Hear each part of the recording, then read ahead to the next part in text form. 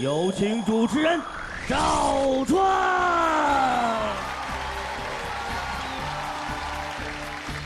欢迎电视机前的观众朋友走进暴龙眼镜爱情保卫战。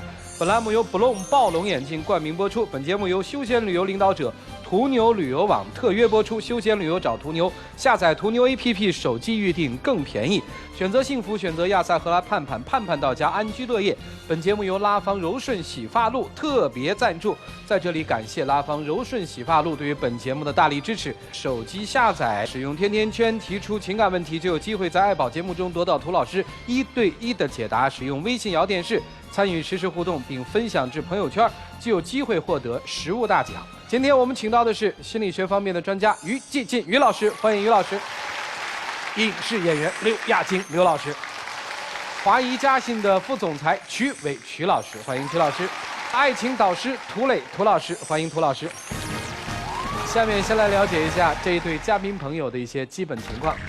刚认识他的时候，觉得他挺可靠的，交往没多久就发现自己怀孕了，本来是挺高兴的事儿，但是后来发现他特别的不负责任。不是我不负责任，是他太任性了，大小事总管着我，一点都不知道体谅我，我真的很累。他累什么呀？他就是不负责任。现在孩子也出生了，他也不闻不问，也没跟我提领证的事，他到底是什么意思？他动不动就跑回娘家，我去接他，他也不回来。我觉得我们都应该冷静一下。已经有了爱情的结晶，生活却一塌糊涂，老师们怎么帮他们呢？掌声请出这一对，来，掌声有请。男嘉宾小许27岁，来自湖南，营销经理；女嘉宾小唐24岁，同样来自湖南，无业。来，有请两位。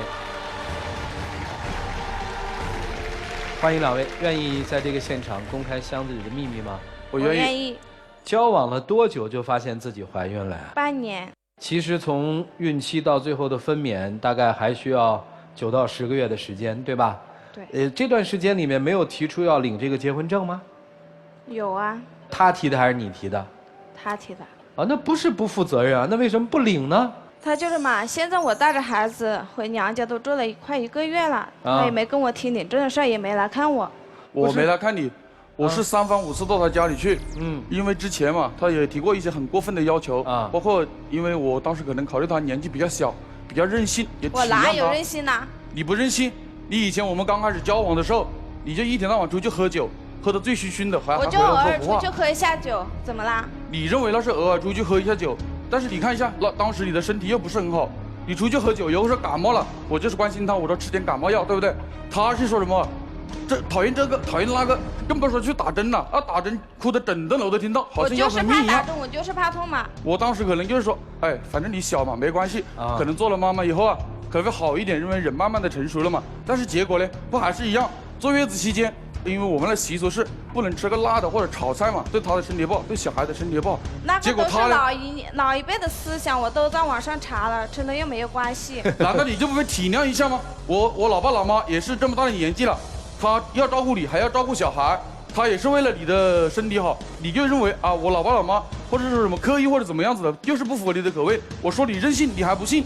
包括之前呢，她不是怀孕了吗？我就说，我们怀孕了，我们就结婚吧。他说结婚就要买房子，而且他提出的要求是什么？买房子要在市区买，没得商量，要100平方以上，而且不和我爸妈一起住。买个房子过分吗？而且现在谁还跟爸妈一起住啊？都是自己在外面。那你有没有体谅一下，考虑一下我？我爸妈住在县城嘛，就说住在乡里。他说我把乡里的房子卖了嘛，付个首付，但是跟他到他那里根本就行不通，跟爸妈一住就不行，就是他认为他的就是都有道理，我们都说都是错的。把家里的房子卖了，他们住哪里啊？我们住外面就可以了嘛，他们就住家乡嘛。后面我都是贷了款，然后贷了款之后，我想办法就把房子买起来嘛，也把首付付了。结果他装修也是一样的。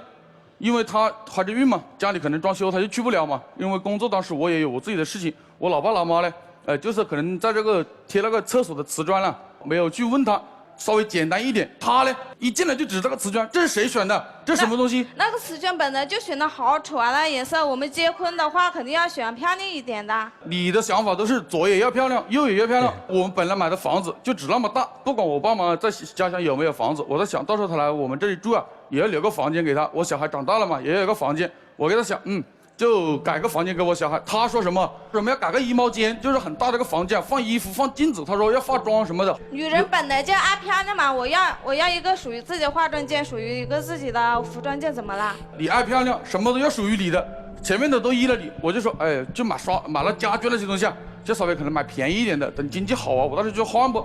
他也说不行，一辈子就那么一次，肯定买好一点的。我买那个差的又不好看。你结婚之次，我结婚也只一次，你那也好，这也好，你也没体谅一下我呢，是吧？看你们俩的情况，一次不太可能了。接着说。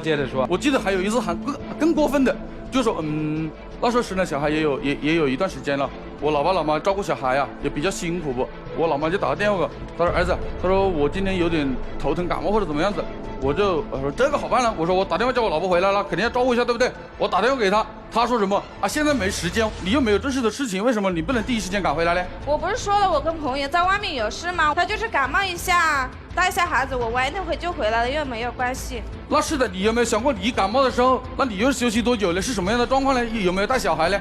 那我爸妈也是那么大的年纪了，你有没有体谅一下？既然他回来还说，哎，说我什么我老爸老妈可能是。我能拦一句吗？可以啊。你今天来是跟他分手来的是吧？其实也不是的，其实我还是就是说，因为他年纪比较小，比较任性，我就想在这个舞台上面老实提醒一下他，让他有所改变。哦。因为毕竟这个东西，因为我跟他在一起还是有感情的嘛，2年了嘛。我听你这男版的祥林嫂啊，这絮叨哦。我问问姑娘哈，这个你们俩领结婚证了吗？先明确。还没有。现在是一个什么状况呢？现在就是。我就老是跟他吵架嘛，我现在就是带着孩子回娘家，都住了快1个月了。男孩女孩？男孩。多大了现在？快1岁了。那你们俩这事儿拖得也还挺久的了。你为什么要回娘家？你能告诉我吗？他骂我啊，他叫我滚啊。他为什么叫你滚？我就说他母亲是装病啊，我就是晚了点回来，他就骂我啊。什么叫他母亲装病？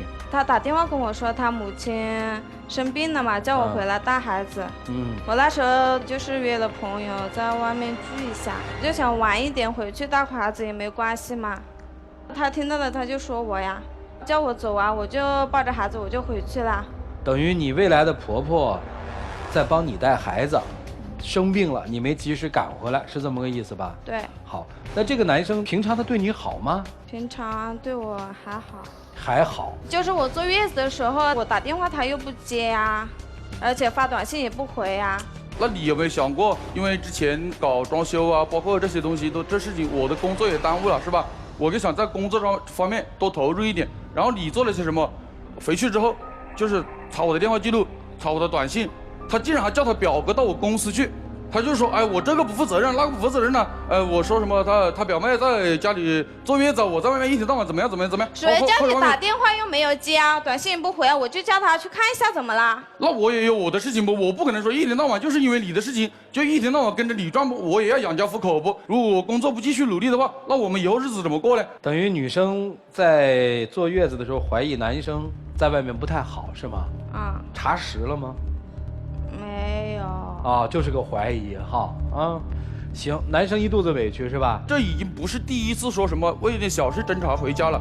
我这次我去了几次，他老妈就说，你看隔壁某某某，跟他老婆买了个车，就是20万，我已经花了这么多钱了，我去抢银行都没这么多钱了。本来就是我那么年轻就给你生了个孩子，我要辆车怎么了？但是你有没有想过，你要辆车没了，我的经济状况是这样子的，我们以后是为了更好的过日子，而不是跟车或者怎么样子，你说对不对？你也要为我考虑一下嘛，老是比人家说人家有车，人家怎么样，我们又不是第一天认识了，对不对？你认知道我这个状况，好，是吧？听明白了，你还想跟他结婚吗？我就是看他想想，你还能娶她吗？我觉得他一点。就是说，在这任性方面或者要求方面一点都没有所改变的话，我觉得我要冷静一下。问女生啊，没工作是吧？没有。他不跟你结婚了，孩子谁要啊？我要。你要吗？我要啊，那是我的，我干嘛不要？那也是他的呀，怎么办？嘿嘿，绑在一起了，分手还难，这也不能算离婚。这也没结呀，对吧？好了，老师们看怎么办呢？让我们一起进入丘比特问卷。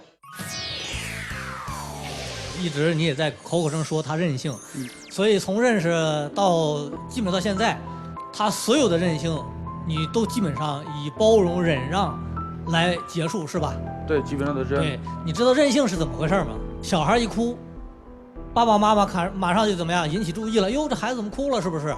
所以任性呢是希望引起身边人的注意，跟你交往也是一样，任性啊，对吧？你又喜欢他，就慢慢控制你了。但是你有没有想过呀？他每次任性都成功了呀，每次任性都达到他的目的了呀，每次任性都让你屈服了。最后如果是我的话，那我以后也经常用这种方法来控制你。他的任性前半部分是他父母培养出来的，但后半部分是由你培养出来的。一开始啊，你就太过于宠他，没有原则性的这种退让，导致了今天这种被动局面。但是对女生说一下，有些事儿是要还的。你做的事情如果是过多的索取的话，终究有透支的时候。所以现在处在这么一个尴尬的境地，也思考思考男朋友说的话，哪些要求是不是让他为难了？如果超过他的能力了，他会非常的累。他也是希望你能对他好，能够去体谅他，也琢磨琢磨自个儿是不是有些行为上也应该从原来的那个小孩的状态稍稍变成一个大人的状态，变成一个妈妈的状态。所以有些事情呢，各自要让一步，这样的话呢，才有可能走在一块儿。我们俗话说这个阴天下雨有可能不知道，但是你自己兜里有没有钱应该知道。他觉得他为他们家传宗接代，尤其生了儿子，就是他们家的大功臣了。他以功臣自居。我们叫量体裁衣，自己过好自己的小日子。幸福的每个人的标准是不一样的。买车没有错，但是他的经济那个承受能力，他可以不可以？但是反过话来说，某一天他突然间给你开一辆奔驰过来，你敢要吗？可是话说了，他给你买一辆，比如说20多万的车，你就幸福了吗？不一定。我也真想回答刘老师的问题，说突然开了一辆奔驰，你要吗？他绝对要。姑娘，你要吗？就他突然给你开了一辆大奔回来，你要吗？刚才你们所有说的，我都听到了一个字儿，就是要，不停的要，俨然就狮子大开口，没有底线，不见底。我看这上不光刚才你们听到的要车呀，然后这房子这装修不满意，还要彩礼呢，是吧？这上有写哦，还要彩礼20万，结果实在这哥们儿没钱，说给8万吧，行，可能8万给了，还要写欠条啊，还欠多少钱，都是要。你不光要，一味的要，而且没有家教，自己的孩子。让对方的父母看着不知道感恩，居然老人家病了敢说人家装病，你配做一个妻子吗？你配做儿媳妇儿吗？你配做孩子他妈吗？自己的孩子就可以说我给你生了孩子，那是他的孩子呀，然后你就可以去玩去了。所有的表现我看不出你对他的感情，甚至于我看不出你对孩子的感情。你今天带着孩子回娘家，还是一个要挟，还是要你要我回去，你就得给我什么？你们谈的是感情吗？做的是交易吧？刘老师肯定说的没错，生了一儿子吧，你从此能怎么着了？能在家里的位置是最高的，对吗？请问你有工作吗？你除了他对你的爱，你有别的吗？一旦人家不纵容你，你将失去所有。你什么都不是，你甚至连自己生存的能力都没有，你还舔着脸说孩子如果分开之后我要，你养得起吗？现在你最大的财富是什么？就是他对你的爱。你缺了他，你没了他，你根本就活不下去。我都不知道你用什么勇气说还自己回娘家，还你过来求我，还要这要那，你凭什么呀？你还不赶紧认识到这一点，说你要对人家好吧？之前你做错了。赶紧用你的对他的好，用你对他的爱去弥补这些，否则岌岌可危。最后，吃亏倒霉的第一是你，第二受苦的就是孩子。你们才认识多久就住在一起，还没有结婚就生了孩子，种种的一错再错，现在你还要错到底吗？赶紧迷途知返吧，不要自己再去纵容自己这种任性了，只知道索取，不知道付出，甚至于不知道对对方的起码的尊重。赶紧把自己这份可能要失去的爱给追回来吧。而追的行为是说，真正要付出，对这个家庭、对对方要有爱，要懂得尊重，好吗？小伙子，你呢？没这个金刚钻啊，别揽这瓷器活儿，打肿脸充胖子，最后疼的就是自己。所以说，现在就是你自食苦果了，不是说满足对方的财务上的需求就是爱，真正的要在感情上多交流。对方的任性可以，但是要有度。如果没有度的话，一定要指出对方的问题，否则他就越来越夸张，越来越过分了。最后你们俩感情断裂，倒霉的是孩子。你们俩呢，悲哀的是有个孩子，幸运的也是有个孩子。不要为了孩子而去办结婚证，要真不适合的话，干脆别办这结婚证算了。我跟女生说4个没，你听听有没有道理好吗？第一，在这个世界上没有谁离开谁会死。第二，在这个世界上没有谁在关爱着另外一方的同时，他不渴望被关爱。第三，没有谁第一次结婚就要把对方掏得个干干净净。第四，这个世界上不只有你一个女人。人活在这个世界上的准则就是不要太把自己太当回事儿，也不要太把别人不当回事儿。他离开你会死吗？现在看来应该不会的吧，他还好好的处在这儿。一个人在付出的同时也希望被关爱吧，都是人。很多第一次结婚裸婚的后来也挺幸福，并不一定要那么掏得干干净净，恰恰相反，掏到干干净净的最后会死得很惨。第四，环顾一下周围，比你好的女生多了去了。女人在爱情生活当中，大概下面的2点当中，至少要有1点：矜持和自知之明。有矜持而没有自知之明的人，不管怎么样，他至少不会把自己那么早的奉献出去，他也就不会吃亏。有自知之明而不矜持的女人，即便把自己那么早的奉献了出去，她多少知道自己几斤几两，不会提出过分的要求。既有矜持而又有自知之明的女人，或许能够把握一段很好的幸福，而你恰恰2者都没有。你既没有自尊和矜持，也没有自知之明，这样的话很容易让人看不起。把自己那么早的奉献出去，然后又提出一些和自己极不相称的，甚至毫无人性化的要求，你是要把自己逼上绝路。你说话的那个样子，我一点都感觉不到任性的可爱。我都帮你生了个孩子了，我20万，我过分吗？我第一次结婚，我要一个我的梳妆台，我要一个我的衣帽间，我过分吗？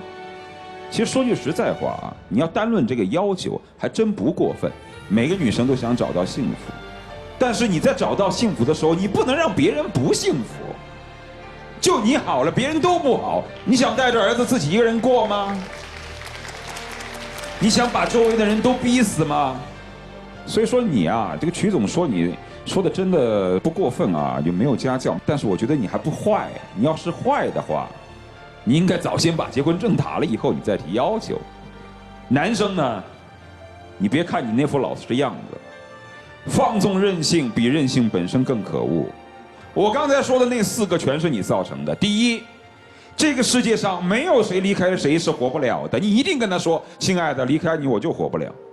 第二，这个世界上没有谁在关爱对方的同时不渴望被关爱，你肯定说过，我爱你，不管你爱不爱我。第三，没有谁说在第一次结婚的时候一定要把对方掏得干干净净，你肯定说过，我有什么我都给你。第四，这个世界上没有只她一个女人，你一定跟她说，在全世界的心目当中，只有你一个人，我觉得是女人。你肯定说过这种事儿吗？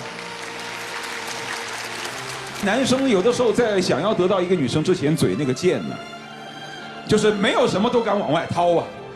就像那些想要吸毒品的人，你一次又一次给他毒品，然后到最后，你实在给不了了，你说我实在给不了你了，但是他已经无法遏制，所以有的时候，你比他更可恶。所以说呢，如果有爱的情况下，任性那叫撒娇，放纵那叫包容。如果要是没有爱了，任性就变成了要挟，放纵就变成了无所谓。就这样。接下来的时间留给他们自己，一起进入柔顺拉芳黄金60秒。我觉得我们之间，可能像各位老师说的，我自己可能也在这方面做的不够。以前一直的在纵容你这个那个，但是我到最后我也还是不能够纵容到最后，也没有和你说什么去交流啊，或者去交谈啊，或者说是解决这个事情呢。我觉得我在这方面还是要好好的冷静一下。我刚刚听了评委老师的话，我可能是有那么一点任性，但是吧，我觉得我那么年轻就跟你生了孩子，我要不撤我也不过分，我要不撤也不过分。来，请亮灯。你反反复复在说一个问题，我搞不清楚这个逻辑是什么，还是谁给你的逻辑？我这么年轻，我就给你生了一个孩子，我要这些过分吗？这话是谁跟你说的，还是你自己说的？我自己说的。那你解释一下，什么叫我这么年轻，我就给你生了一个孩子，我要这些过分了吗？什么意思？你说一下。我本来就觉得这么年轻给他生了孩子很亏啊。那你年轻你不生孩子，你干什么呢？事实上你也没干什么呀，孩子是人家在带，你也没找工作呀，你在玩啊，你不生孩子你能干什么呢？我说白了，你作为一个女人到目前为止，你真正能做的一件事也就是生孩子，干不了，其他你都没干。还有，我给你生孩子，你给他生孩子啊？生孩子不是你的工作，你要心甘情愿的去生，心甘情愿的去养，去爱他，你才能成为一个真正的女人。否则的话，你真是白有了这个功能。珍惜眼前吧，爱就领结婚证，不爱就考察考察，千万别为了孩子委屈了你们两个大人。来，请交换箱子，交换吧。两位请回，请关门。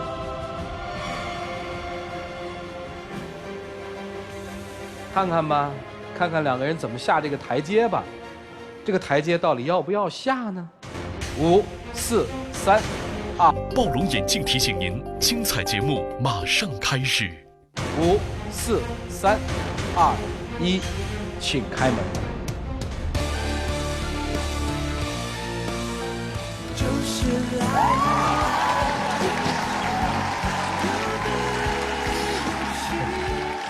给买车不？如果我有这么多钱，我会给他买。啊，现在有多少钱？反正没这么多了。你告诉我多少钱？反正买个差一点的车还是有吧。我觉得我跟相互商量一下嘛，我少一点钱买便宜一点的应该也没问题。对呀，你变化呀，你少一点钱，你还可以贷款嘛。所以你看这事儿，你要一商量，不就没事儿了吗？站在这边来吧。感谢不龙暴龙眼镜为嘉宾提供的牵手大奖。成功复合的情侣将会获得由休闲旅游领导者途牛旅游网提供的价值500到3000元不等的旅游代金券。你们自己来喊开始和停。开始。说要停。选择幸福，选择亚赛，何来盼盼？盼盼到家，安居乐业。有请我们的小花童来，有请。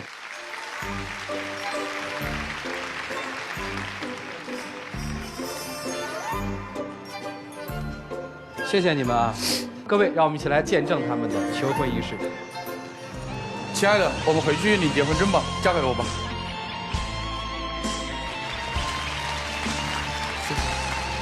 谢谢各位了，谢谢老师了，谢谢，祝你们幸福，请回。好，谢谢了。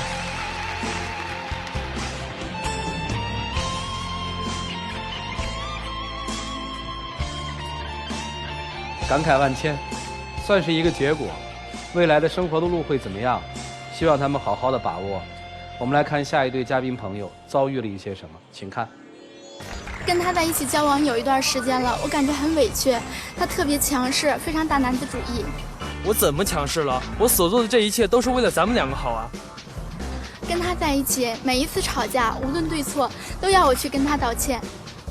既然是你做错的事情，你就应该去道歉。你不道歉，谁道歉啊？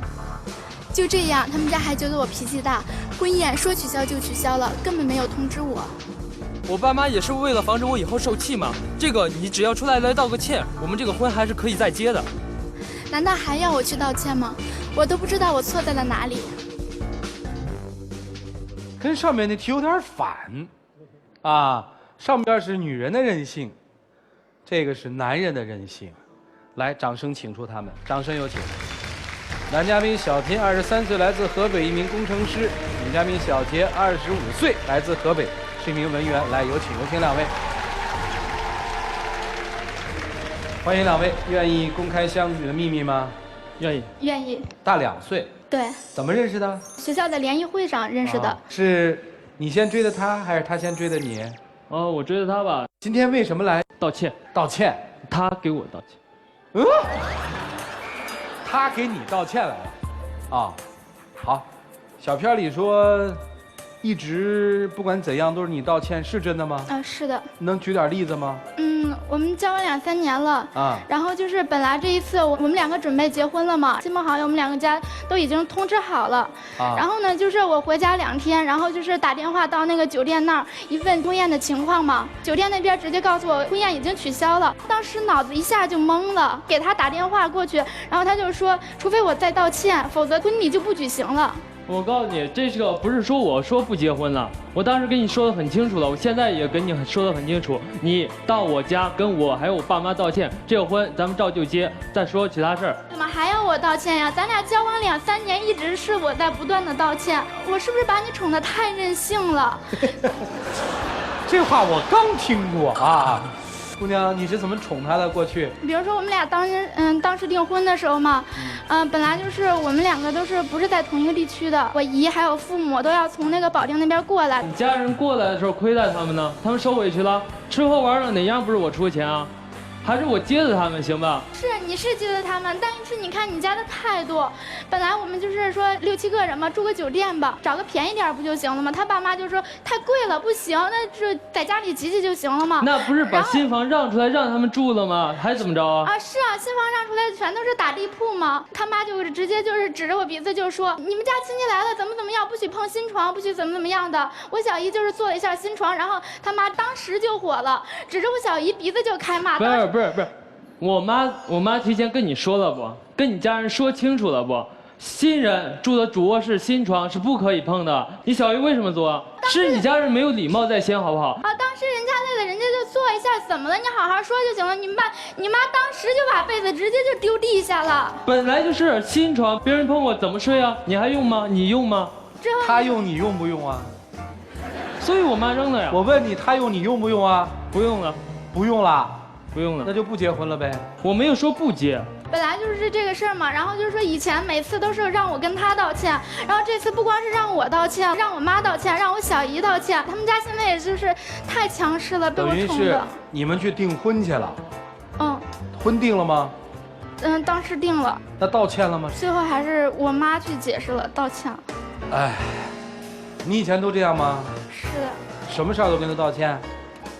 你跟他交往之后，你对过吗？姑娘，你告诉我。我感觉就没对过呀，所以说我感觉就一直就是跟他道歉呀，因为他就是说比较强势，我感觉就是他比我小2岁嘛，而且因为他比较是有男子汉嘛，有能力，然后我就觉得他男子汉。不是，本来有些事情是他做错，他道歉应该的。你给我举一个他错的例子。比如说那时候我上大4。完了之后，我们要办一个辩论赛，好不容易打到决赛了。我当时是我们的一个辩手嘛。完了之后，我跟他说得很清楚，我说我们在哪儿比赛，完了之后几点钟开始，你来这儿，对我这么重要一个事儿，我想跟他一起分享吧。我在台下等他，一直没有来。等完了之后，我因为要比赛开始，我要把手机关了，然后我上台比赛。完了之后，一直到我比赛结束，快结束了，他才出现。是我的错吗？当时你根本就没告诉我你在哪个教室，你们是在其他学校比赛的，根本就不是在咱学校。我当时到的时候给你打电话，你手机已经关机了，好不容易打听了好多人，然后找到你们辩论赛，你们比赛还正在进行呢。等你们结束的时候，你能早到5分钟10分钟不？你早到5分钟，我能关机啊？那人就不可能就不出现一点失误吗？当时就是说，你就心里没把这事儿当回事儿，你就是不重视，就不重视就怎么了吧？你道歉了？道歉了。你是怎么道歉的，姑娘？当时辩论会结束了，他呢也赢了，然后就是说，当时直接就不理我，然后就是直接带着他同学，就是从我面前直直就过去了，就当没看见我似的。我当时心里可拔凉拔凉的，但是你说交往这么久，不可能因为这么点小事咱就分手吧？然后就是当时真是打电话不接，然后是发短信，发的真是无数条，过了1个多星期，然后才有点缓和。啊，你们还有大点的事儿吗？道歉的事儿？有啊，那时候买家具的时候，就是要订婚嘛，然后买家具，他们家有一套房子都装修好多年了，人结婚嘛，肯定是想按照自己的喜好装修一下嘛，然后大家装修怎么？然后大家我们那也没说装修好多年，行吧？我们装修完了之后，现在能住不？咱们现在结婚买房子要钱不？结婚要钱不？各个事都要花钱。对。完了之后，那你那床坐了一下你就不能用了，你装修装了那么久了，空气在里面流通那么久，我们也不能用啊。他觉得他家出房子了，然后就那时候非叫我家去买家具。关键是你说当时我们2个还没订婚呢，他家应该是按理说应该是先把聘礼钱拿过来，然后我们再从里添点钱或者什么的再买套家具嘛。然后当时就死活不行，然后非叫让我们家买家具。我当时让你跟你说的一样，咱们还没有订婚，我怎么给你下聘礼？你爸妈是嫁闺女，你是亲生闺女，让你爸妈给你买套家具，完了之后我聘礼钱我少给你了吗？你爸妈花那钱买那点破家具，我少给你钱了。那是家具不家具的事儿吗？那关键是你们家态度的问题啊！你们家就太强势了，不光你强势，你妈也强势。你们家的话就是圣旨，我不听就是我的不对，不听就得我去道歉，就是我的错。啊，等于家具买的人家不满意是吧？对，真是好几年了，每次都要我跟他道歉。你说这次就更任性了，婚礼呀，说取消就取消了。我明白了。哎，这次为什么把婚宴取消啊？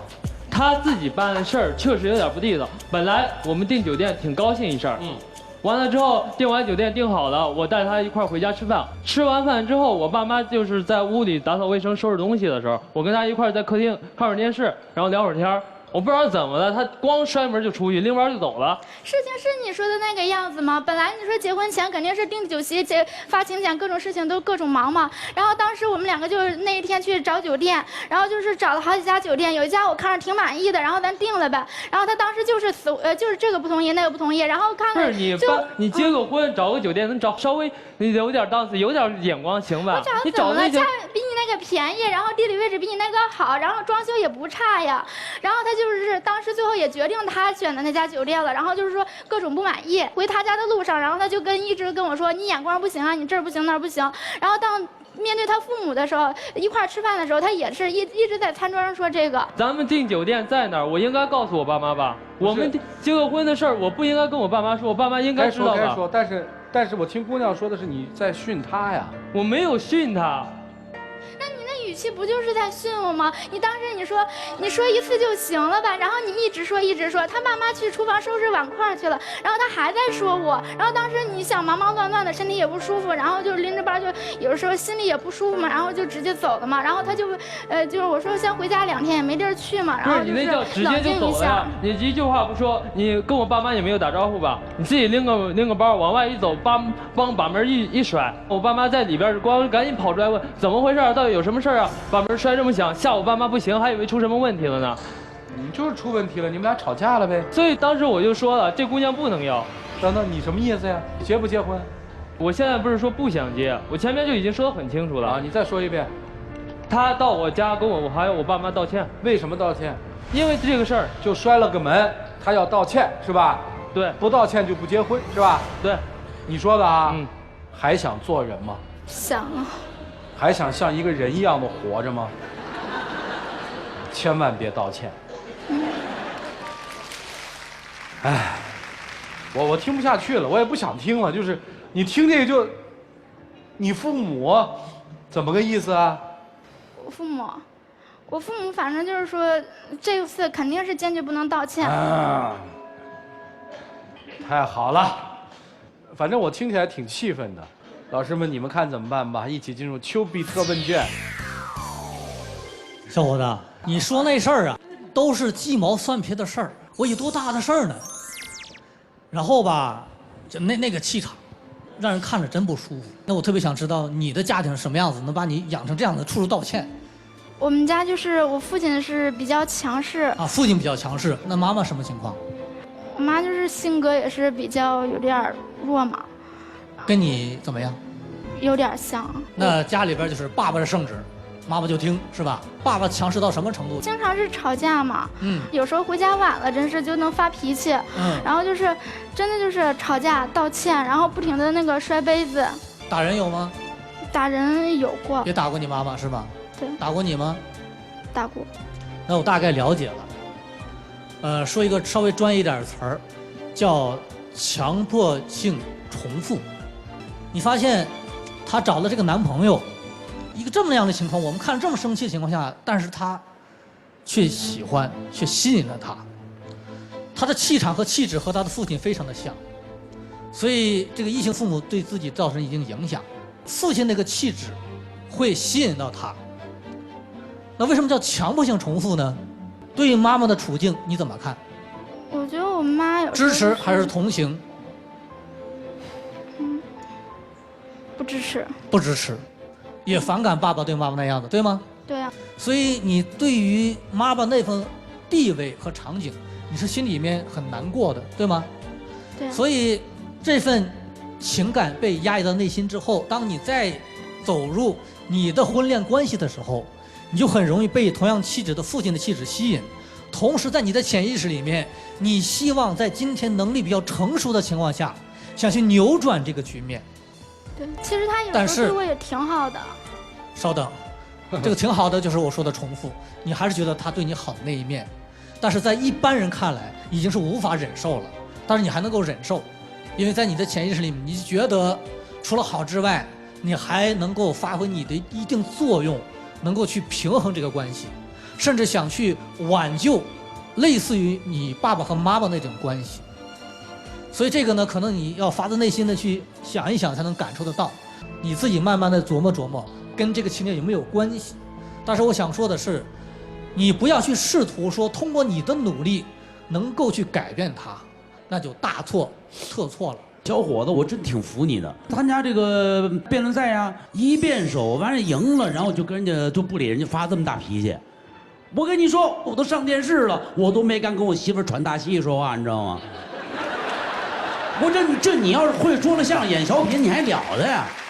真的，人家这个女孩各方面也都很优秀，爱对方的，居然互相这个适应。如果我要是你的父母，如果我有这么一个女儿是这样的谈恋爱，我真是死了心都有。凭什么呀？你是缺人爱吗？你谈过恋爱吗？他是我初恋。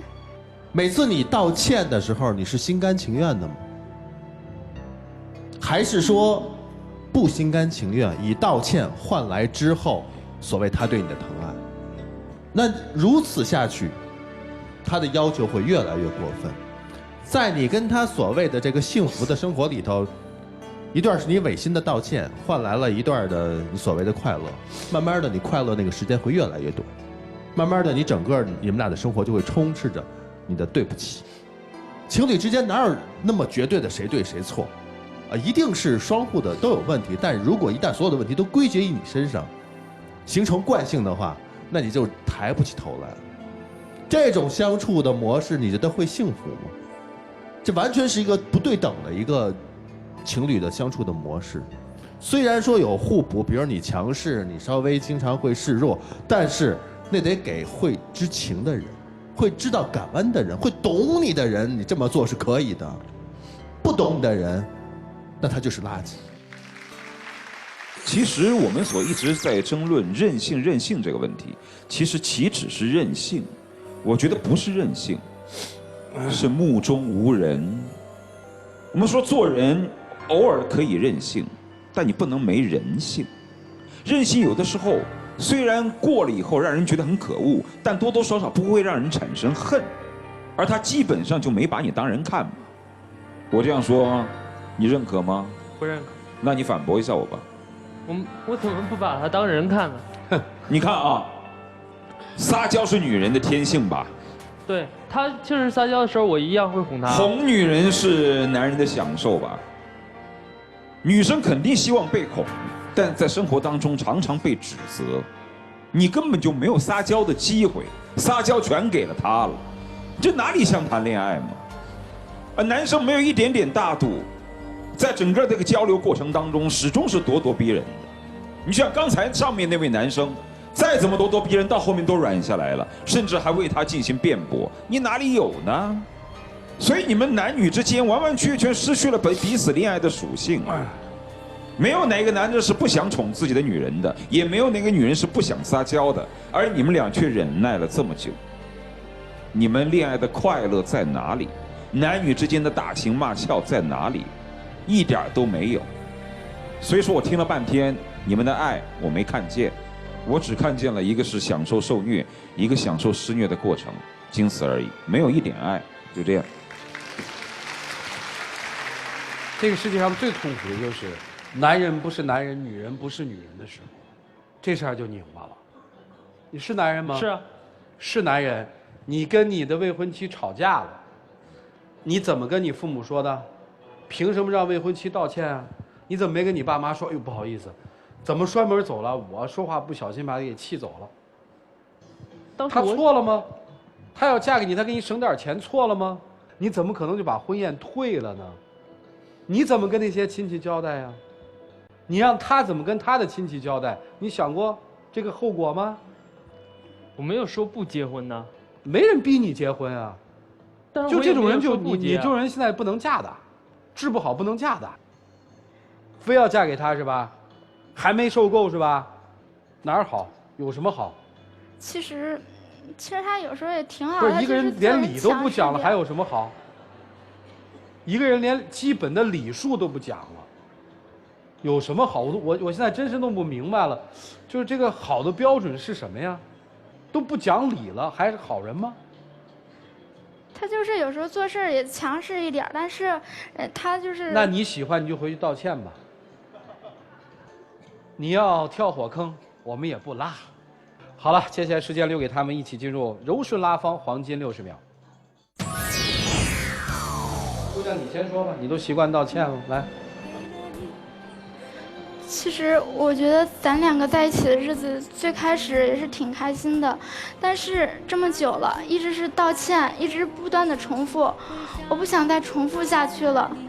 咱都到结婚的这一件事情了，然后你竟然还是这么任性，难道就是说，从找工作开始道歉，然后是辩论会道歉，订婚宴道歉，结婚还要我道歉？难道我要道歉一辈子下去吗？我说我不是说不结婚了，现在我说的很清楚，对吧？当然本来这个事情你当我爸妈面发生，现在我爸妈也知道，你就是再找我爸妈把这个事情解决一下就可以了，结婚还可以照常吗？可是我不想再道歉了。好，时间到，哈哈。我想跟女生说一点，你反反复复在安慰自己说，其实他有的时候对我也挺好，但你不能因为一点小温柔而忘了大是非。在生活当中，有一些真正不能退让的，是绝对不能再退的。你要觉醒，你哪怕是最后说的那句话“我不想再道歉了”，你都一点底气都没有，你就不能大点声“我不想道歉了”，你还那么唯唯诺诺干什么呢？别人没想欺负你，是你自己形成了这样一个让别人欺负的样子。别出来行吗？求你了，来换箱子吧。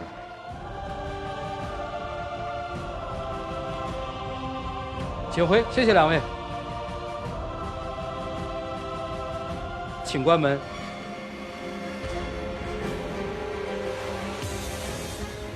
接下来数5个数，看看他们自己的选择吧。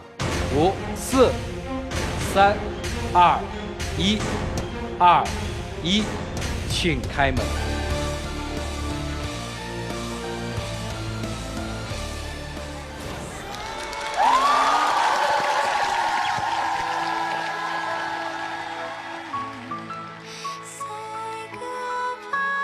对不起啊，我们没把你这事儿给弄好，不好意思啊，回去向你父母道个歉，好吧？对不起啊，你女朋友走了，未婚妻走了，那我就替她给您道个歉吧啊！谢谢你参与我们的节目，请回吧啊！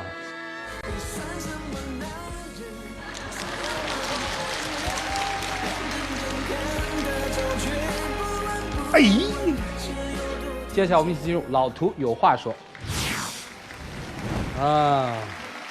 天天圈的用户提问说：“我和男友相恋1年，现在他有了新的人生规划，在北京工作几年后，让我和他回老家武汉。但是我总觉得他对我不坚定，他说不跟他去武汉我们就散，所以我现在很犹豫，要不要坚持这段爱。”博龙暴龙眼镜提醒您，精彩节目马上开始。如果你不跟他去武汉，他就跟你散。表面上是个要挟，是个选择，但其实呢，这句话本身已经失去了爱的基础。事实上证明，大多数的女生为了男生而远走他乡，其结果往往是悲惨的。当一个男生自私地提出“你不跟我过去，我就跟你散”的时候，他俨然已经把你作为了他的私有物品，你已经失去了平等的人格。所以说，这事儿万万不可为。感谢朋友们收看这一期的暴龙眼镜爱情保卫战，本栏目由Blom暴龙眼镜冠名播出。本节目由休闲旅游领导者途牛旅游网特约播出。休闲旅游找途牛，下载途牛 APP， 手机预订更便宜。本节目由拉芳柔顺洗发露特别赞助，在这里感谢拉芳柔顺洗发露对于本节目的大力支持。下期节目我们再见，谢谢大家。